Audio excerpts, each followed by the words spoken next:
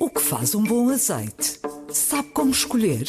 Venha descobrir e explorar este produto tão importante da nossa gastronomia na Escola do Gosto. Dia 25 de novembro no Porto, venha provar e aprender com Ana Carrilho, Edgardo Pacheco e o chefe André Cabrita. Os lugares são limitados. Inscreva-se já em público.pt.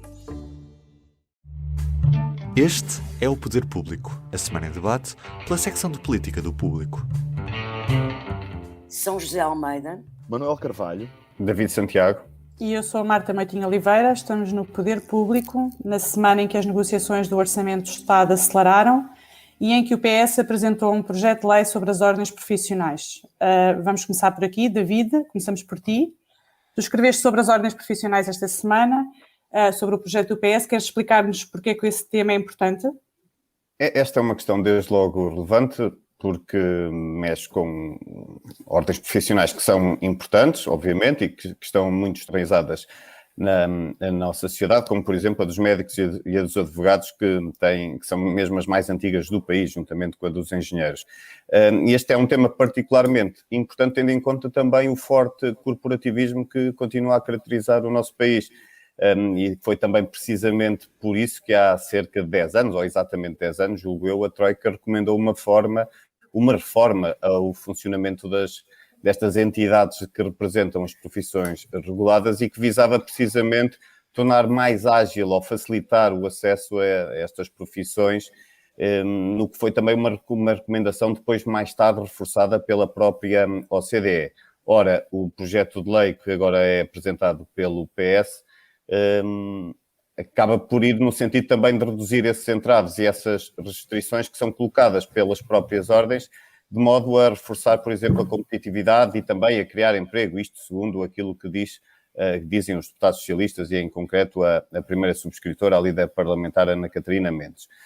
No entanto, o processo que foi pré-anunciado no início de 2020 arrancou agora em termos práticos com a apresentação deste projeto de lei e arranca com o pé esquerdo, porque, como noticiou, por exemplo, na altura o Público, o PS começou por afastar a possibilidade e julgo que até foste tu, Marta, que o PS começava por afastar esta possibilidade de se mexer nos poderes de fiscalização das ordens, sendo que agora a iniciativa legislativa do PS acaba por prever a criação de um conselho de supervisão com pessoas externas a essas profissões, o que suscitou, obviamente, desde logo, várias críticas da parte das ordens de uma tentativa de ingerência do Estado. E isto acaba por também fazer recordar, esta aparente mudança acaba por remeter, em certa medida, para uma potencial resposta àquilo que foram os relatórios que as ordens dos médicos e dos advogados produziram sobre o caso do Lar de Reguengos de Monsaraz, que acabaram por suscitar várias críticas da parte do primeiro-ministro António Costa. Portanto, pode-se dizer que, de alguma forma, este processo até poderá estar a começar, ou poderá vir a inquinar o processo global, tendo em conta a forma como as coisas estão a acontecer, não é? Sim, o que nós vimos esta semana foi uma coisa que não é assim muito comum, que foi 3 ordens juntarem-se e fazerem uma conferência de imprensa, os médicos, os advogados e os engenheiros, para contestar o diploma, e o que eles disseram foi exatamente que as ordens ficam sujeitas a um controle do Estado, que é o que não querem. Manuel Carvalho, tu também vês ali uma tentativa de controle por parte do Estado? Eu não chamaria controlo, eu chamar-lhe-ia antes uma necessidade, portanto, de alterar o quadro regulamentar em que as ordens operam. E eu acho que, enfim, estamos todos nós de acordo, porque é natural, faz parte da própria dinâmica interna das corporações, que elas se protejam, que se fechem, que se blindem à ameaça de novos profissionais que estão fora do seu círculo mais íntimo de jurisdição, e, portanto, eu compreendo que seja útil e que seja necessário que haja, portanto, aqui uma reforma. Porque vejamos bem, estas alterações, a natureza, a origem desta proposta de lei, não tem tanto a ver com substâncias políticas propriamente ditas, tem mais a ver até com a necessidade de introduzir um maior dinamismo, uma maior competitividade no mercado de trabalho. É por isso que a Troika tanto se empenhou em fazer com que houvesse alterações legislativas sobre o funcionamento das ordens, é por isso que essa necessidade continua a ser contemplada, nomeadamente no plano de recuperação e resiliência, na famosa bazuca, e se olharmos historicamente, nós sabemos, por exemplo, que foi só quando acabaram as corporações na Idade Média que a economia europeia e as cidades floresceram. Portanto, haver um quadro muito rígido de corporativismo profissional tem vantagens, nomeadamente naquilo que diz a defesa e a persecução do interesse público, mas também tem alguns riscos e é bom que haja um certo tipo de equilíbrio entre as vantagens em defesa do interesse público e esses riscos de corporativismo que tornam, de alguma forma, algumas das regras das ordens num anacronismo. Mas, dito isto, no mundo ideal não teria de ser o Estado a impor mudanças às organizações profissionais. Teria de ser a sociedade e as próprias ordens profissionais darem conta de que o mundo muda e que elas próprias têm necessidade, portanto, de se adaptar às novas circunstâncias.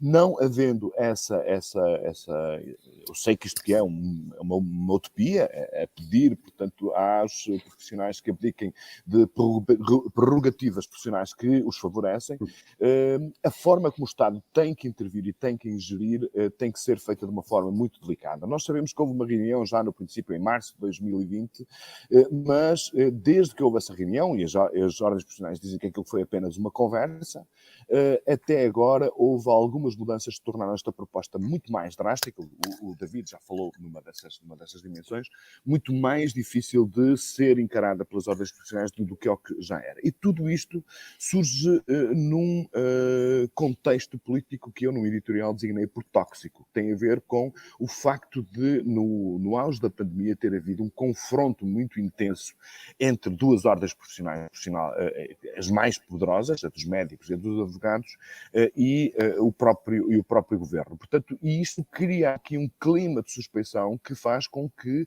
as ordens digam que isto pode ser ou é uma punição.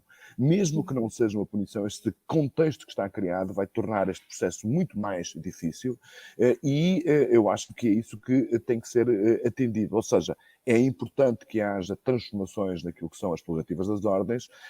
Acho que é muito discutível esse conselho de supervisão ter que existir. É um atestado de minoridade e desconfiança relativamente aos próprios profissionais. Mas, portanto, o que é fundamental é que este debate seja feito num clima de envolvimento e de discussão que nos afaste desse ar tóxico com que ele, infelizmente, começou. Uhum. Deixa-me só dizer uma coisa, que é assim...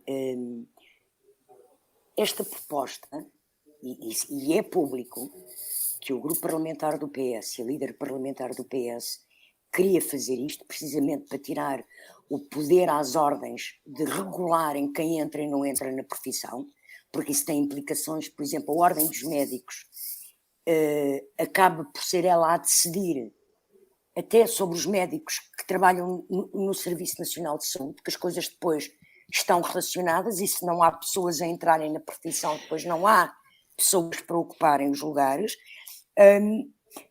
e estava anunciado, e portanto as ordens não podem agora vir dizer que isto é resposta ao caso de Odmira e ao caso do lar de Reguengos, porque eles próprios foram ouvidos em audição antes desses casos, não é?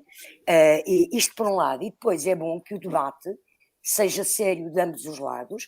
O diploma até pode ter questões exageradas e que sejam limadas com esse debate mesmo. Os outros partidos parlamentares irão contribuir para isso, certamente.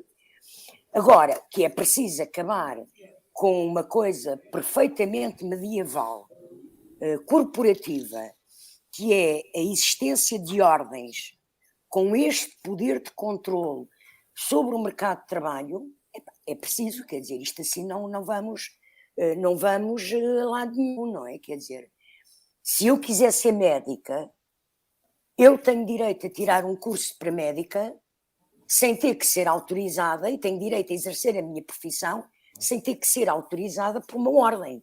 Ou se eu quiser ser advogada ou economista, não é? Aqui, isto discutiu-se há muitos anos no jornalismo. Eu sou da geração em que houve longa discussão para haver uma ordem dos jornalistas. E uma das razões porque isso nunca foi para a frente foi precisamente pela noção do corporativismo e do arcaísmo de um tipo de corpo destes. Isto é uma coisa arcaica. Dizia-se na altura, São José, Já não se usa. Dizia-se na altura, sou jornalista, não me metam na ordem. Te lembras desse slogan? Sim, eu também achei na altura um completo disparate, mas deixa-me só deixar aqui uma nota. Eu compreendo que em profissões sensíveis como a dos advogados, a dos médicos e a dos engenheiros, para não falar de outros, algumas outras profissões que eu não consigo perceber porque é que é preciso uma ordem, mas nestes casos em concretos, eu acho que tem que haver um nível de exigência e de autogestão e de autorresponsabilização dos próprios profissionais que nos garantam o interesse público, porque tu repara, tu não podes abrir uma faculdade de medicina, não podes começar, portanto, a aceitar que qualquer licenciado de uma faculdade de medicina, mesmo que seja certificada pelo Estado ou de Direito, entre na profissão médica ou na profissão, desde que não haja um envolvimento dos próprios pares. Eu acho que aí haver uma série de filtros e uma série de condições para lá da licenciatura que as ordens impõem aos seus membros, eu acho que isto é uma forma que reforça a garantia que nós temos quando vamos ao médico. Ele cumpre, de facto, tem todos os conhecimentos e cumpre todas as regras. Agora, eu estou de acordo contigo e acho que estamos todos no acordo no essencial, é uma questão a haver esse tipo de regulamentação e depois é a extensão dessa regulamentação, porque, de facto, aquilo que aconteceu é que as ordens assumiram para si próprias algumas funções de natureza sindical, não é? É a sindicalização das ordens, exatamente. Exatamente, portanto, e que faz com que eles se tentem blindar a qualquer tipo de concorrência, eles se tentem proteger, porque, e isso, enfim, é uma questão discutida com os médicos, quantos menos médicos houver, mais a pressão da procura dos pacientes sobre a oferta de serviços médicos e mais os preços dos serviços médicos encarecem. Isso faz parte das leis básicas do mercado. Claro. E aí sim, estou completamente de acordo, é preciso mexer e alterar e corrigir algumas dessas questões. Bem, vamos ver como é que isto agora segue no Parlamento, porque pelos vistos estamos todos de acordo que é preciso fazer uma parte, pelo menos da lei, e a outra, se calhar, será mais polémica e vamos ver como é que agora aos partidos parlamentares matizarem aquilo.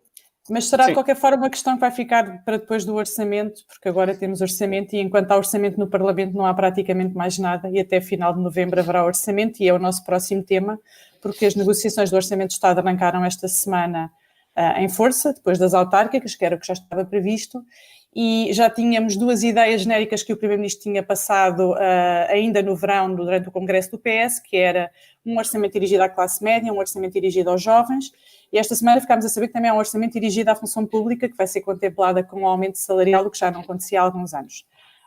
São José, que tipo de orçamento é que vem aí? Como é que descreverias? E de que forma é que ele está... qual é a sequência dele face às políticas dos anos anteriores? Bom, eu acho que em termos do orçamento a posição ainda vai no agro neste momento, não é? Até porque este ano até está a haver um sigilo grande e tem-se sabido muito pouco ainda, porque de facto as negociações só estão a começar agora por causa das autárquicas.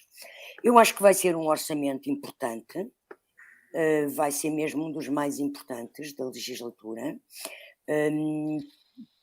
porque vai implicar investimentos grandes e estamos numa fase, um ano decisivo, para que a economia e a sociedade no pós-pandemia não descambem, não é? E portanto acho que até o empenho e o silêncio que está a haver de todas as partes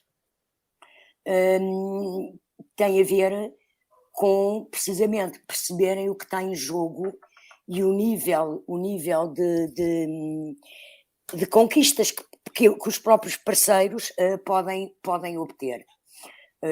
Aliás, aquela questão que o público noticiava ontem, um texto do Sérgio Aníbal, de que o crescimento económico, a previsão que sobe para 5,5, não é? Era 4,9, mas o déficit, a previsão do déficit não desce, precisamente permite dar uma folga negocial interessante. Agora, eu acho que o orçamento vai estar, e para não me alongar muito, vai estar em linha com o que foram os últimos, que é o PC e o Bloco quererem, o PC queria contemplar o que é o seu eleitorado, não é?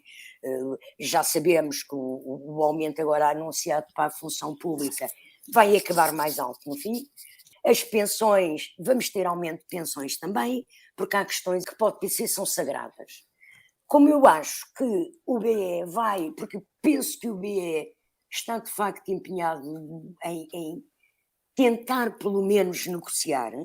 É muito curiosa a frase que António Costa disse esta semana, a dizer que felizmente o BE está com uma atitude diferente em relação ao orçamento, e eu penso que o António Costa acabará por dar ao BE também questões essenciais, e penso que algum processo paralelo de alterações ao nível de leis de trabalho poderão ir contemplar exigências do BE que até agora não foram contempladas, nomeadamente em relação ao trabalho precário e em relação ao teletrabalho e por aí. Manel, pegando aqui nesta questão que a São José falava de o crescimento ter sido revisto em alta, mas a meta do déficit ter sido mantida, o que sinaliza aqui que a opção, pelo menos por agora, parece ser usar aquela margem orçamental para financiar medidas para dar aos parceiros. Achas que o Governo devia ter apostado e numa parte, pelo menos desta margem, apostado na consolidação orçamental e tentado reduzir uma parte do déficit, ou achas que o fará mais à frente? Bom, a previsão é que o déficit desça bastante significativamente para os 3,2%. E nós temos folga, pelo menos até ao final de 2022, para violar o Pacto de Estabilidade e Crescimento, ou seja, aquele limiar dos 3%. A questão que se discute é, havendo, portanto, esta maior receita fiscal gerada por um maior crescimento económico, se deveria apostar mais numa estratégia de redução do déficit, ou seja, como se diz no jargão do economês, da macroeconomia, de fazer um orçamento que consolidasse mais e garantisse mais estabilidade e mais previsibilidade para o futuro, ou se, pelo contrário, deve haver aqui, portanto, uma preocupação de mitigar alguns problemas de natureza social que subsistem com a pandemia e, já agora, portanto, de comprar a estabilidade, portanto, dando aos parceiros da, entre aspas, geringonça, trunfos para eles poderem sentir-se suficientemente confortáveis para viabilizar o Orçamento de Estado. Porque esta é o dilema sempre dos orçamentos do governo do Partido Socialista, desde 2015 até agora. É saber como é que fazer o balanço entre aquilo que consegue negociar, consegue dar, agravando, portanto, a despesa pública primária, para garantir estabilidade política. E, enfim, ao dizer isto, não estou aqui a fazer propriamente um julgamento político, porque eu acho que se há um valor que nós temos que reconhecer nestes anos todos, é que o país está numa situação muito melhor, a estabilidade política é um bem em si próprio e nós temos conseguido ter um governo minoritário que consegue negociar com parceiros à esquerda para viabilizar, portanto, nomeadamente o Orçamento de Estado. Acho que isso que é uma coisa boa para o país. Agora, tem muitos custos. Vale a pena lembrar duas ou três coisas que nesta semana chegar ao conhecimento público. A começar com um artigo de opinião muito interessante de Teodora Cardoso, publicado no Público, em que ela dava conta, portanto, que uma vez mais, portanto, nós estamos aqui a correr os riscos de usarmos o orçamento não para produzir transformações estruturais, mas para manter a ilusão de que elas se fazem, conservando a realidade presente. Tivemos depois uma conferência de imprensa de Mário Centeno, onde ele nos alertava para uma questão muito, muito preocupante. Ele diz que, em relação à situação pré-pandemia, que a despesa pública primária aumentou 1,8% do PIB, ou quantificando 4 mil milhões de euros. Ou seja, atualmente o Estado português gasta naquilo que é a lógica das suas despesas rígidas, ou, enfim, praticamente rígidas, 4 mil milhões de euros a mais do que o que gastava, por exemplo, em 2019.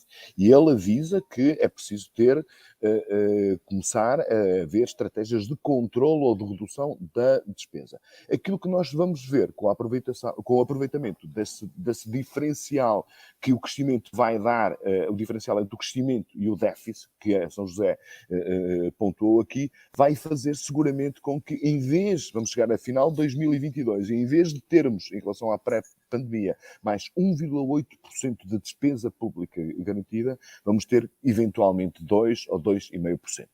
Isto consegue-se gerir agora porque, de facto, a economia está a aquecer, está a regressar aos seus níveis de capacidade de geração de riqueza pré-pandemia, mas estruturalmente o país não mudou, ou seja, as empresas portuguesas não ganharam competitividade, ou seja, a nossa capacidade de manter um ritmo de crescimento acima daqueles muito modestos, 1,5%, 1%, não se alterou. O que quer dizer que nós, a partir de 2022, e é bom que tenhamos isso presente, vamos ter uma despesa pública fixa, rígida, muito superior, com uma atividade económica exatamente igual. O que é que isto quer dizer? Quer dizer, portanto, que os desequilíbrios orçamentais ou fiscais se vão colocar já na segunda metade do próximo ano. E é por isso que eu acredito que o Primeiro-Ministro e o Governo vai fazer aqui, dar o mínimo que puder para poder negociar com os parceiros, mas não estou a ver que ele vá dar tudo aquilo que a margem orçamental lhe permitia fazer, porque isso geraria desequilíbrios que seriam muito custosos para todos nós a prazo.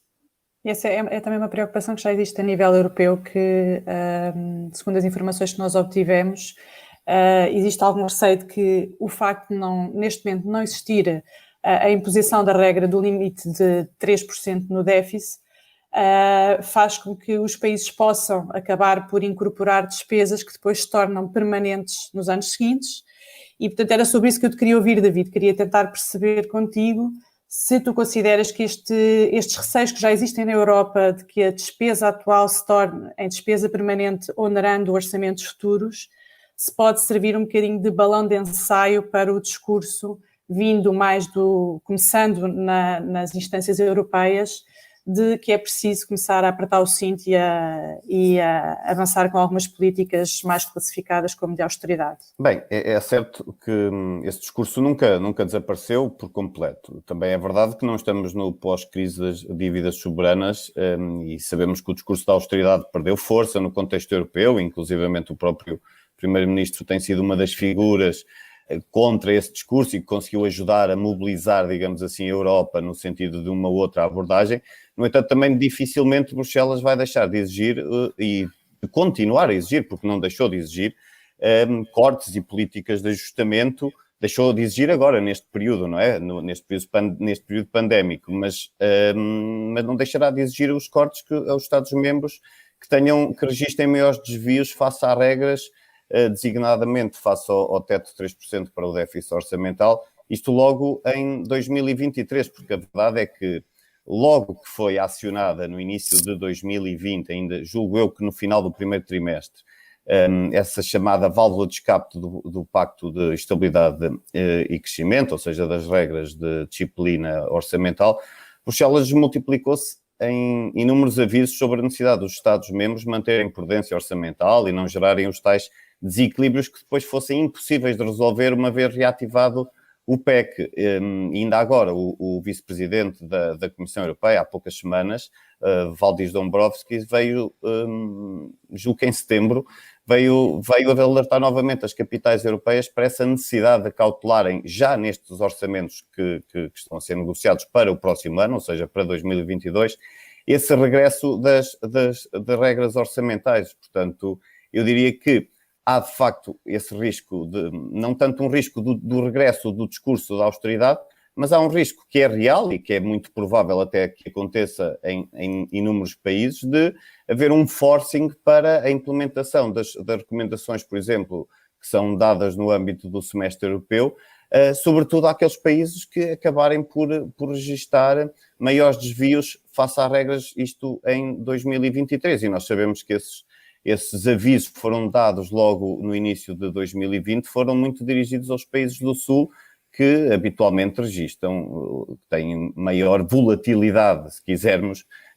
em termos de políticas orçamentais e de políticas públicas também. Portanto, eu diria que é um tema que regressará muito provavelmente, se calhar não com a mesma força que teve no pós-crise das dívidas soberanas e durante essa mesma crise, mas que vai regressar. Eu penso que é inevitável que regresse. Vamos agora entrar então naquela rubrica que nós temos, que é o público e notório, em que cada um vai escolher uma frase, um número ou uma imagem que acha que de alguma forma marcou a semana.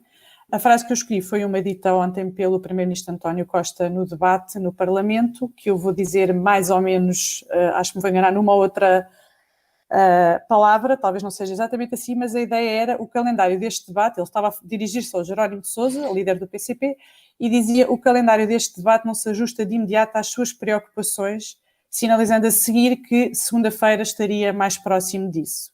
E isto mostra que o debate de ontem não serviu para rigorosamente quase nada, a não ser dizer em público algumas das coisas que já tinham sido ditas anteriormente. Mostra também que a verdadeira negociação do Orçamento de Estado é feita nos bastidores, e mostra também que António Costa está, como nós já dissemos aqui, a São José disse particularmente, que António Costa está bastante empenhado em querer agradar aos parceiros com quem está a negociar o Orçamento de Estado. E pronto, queria agora ouvir os vossos públicos e notório, São José. Bom, sim, o meu público e notório é também do debate de ontem, que de facto serviu para muito pouca coisa, mas eu assisti a uma coisa extraordinária, que foi o Primeiro-Ministro dizer esta frase: pela nossa parte, podemos lançar amanhã o concurso. E ele respondia a uma pergunta da líder parlamentar, que lhe perguntava quando é que de facto então ia ser construída a maternidade de Coimbra.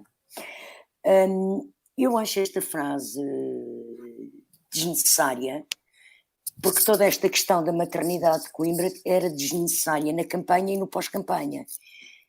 Se o governo está em condições de lançar amanhã, como ele disse, que lançar hoje o concurso para a maternidade, podia ter antecipado o assunto 4 semanas e abrir o concurso para a maternidade antes de começar a campanha eleitoral. Teria sido mais claro e não seria acusado de aproveitamento demagógico desta questão durante a campanha. Manel, é a tua vez. Eu também pego num número que foi ontem avançado por Rui Rio no debate ontem também, e tem a ver com a TAP. Rui Rio diz, portanto, que o Estado iria investir na TAP, entre aquilo que já investiu, aquilo que vai investir.